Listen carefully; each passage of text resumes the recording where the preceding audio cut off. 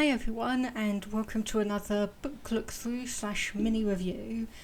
For this one I'm going to be going through the series, or what I have of the series, of books called the Monster Book of Manga. There are 7 of these when I last looked, and I have 5 of them, and they are rather big. All 5 of the ones I have are like this. So don't worry, I'm not going to be going through them as intricately as I have done some other books in the past. I'm just going to be giving you a flick through these. Now, when I decided to buy these, I kind of bought them blind. I wasn't really aware of what they were going to be.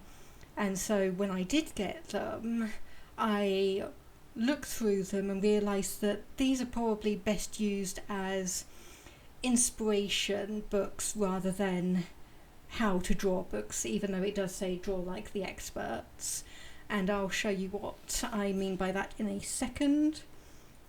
So, for instance, just looking at this one random drawing instruction, so immediate issues that I can see here is that it's kind of presuming you have an indication, an idea of perspective, poses and anatomy, considering it jumps you straight in to actually putting down the main joints and the bulk of the body, and then the second point is adding in all of the volume for it.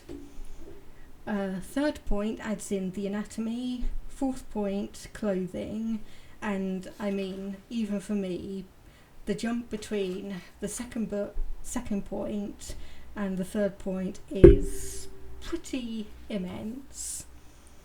Going back to the fourth point rather, we have intricate detailing on the clothes, accessories.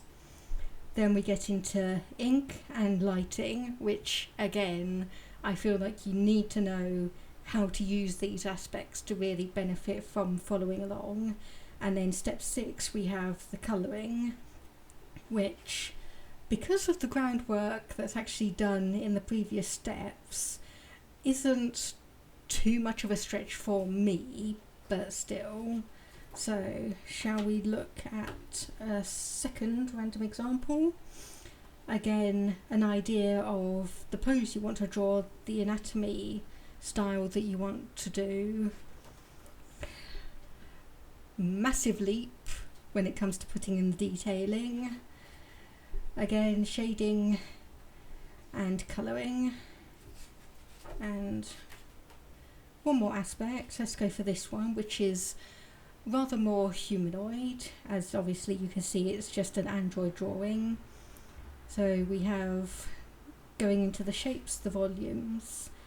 Adding in the anatomy for this one isn't too complex because most of it follows along from the volume that you add in, but then you get to step 4 where you're adding in clothes, and it's a whole almost cyberpunk technological background, which is it. I think that's in for 1 point perspective, but I'm not 100% sure. Again, adding in the ink, adding in the shading and the colouring. The other books in the series are called the Monster Book of Manga, which follows along like on the same principles. It is just almost random ideas and drawings. So for instance, here we have a pixie drawing, go through full colour finish, centaur, again lots and lots of detailing,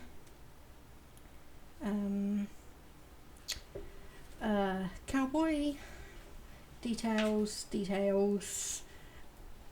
huge jump,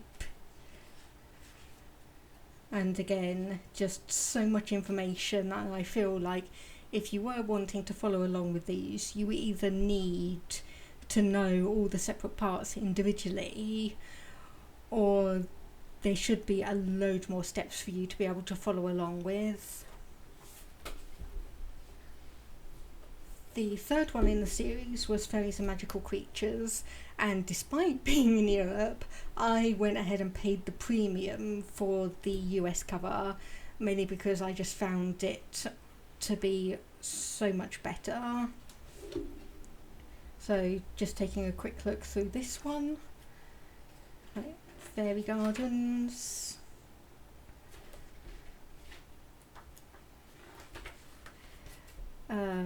Regular human sword fighter. And a giant. But again, you can see almost the massive leaps in between each section. Then the fourth one is labelled the Monster Book of Manga Girls. So again, just demonstrations, adding loads of details between sections.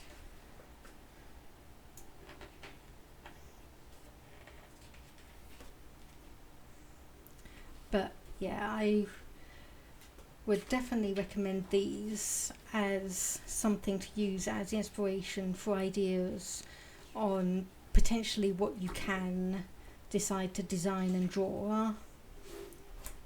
And finally, we have the Monster Book of Manga Boys.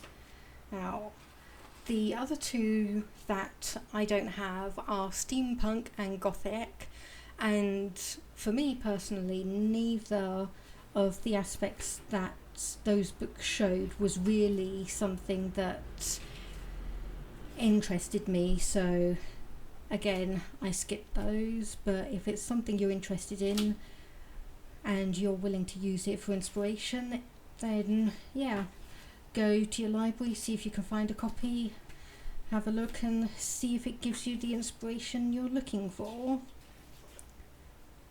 So that is it for this look through, and I will hopefully see you soon.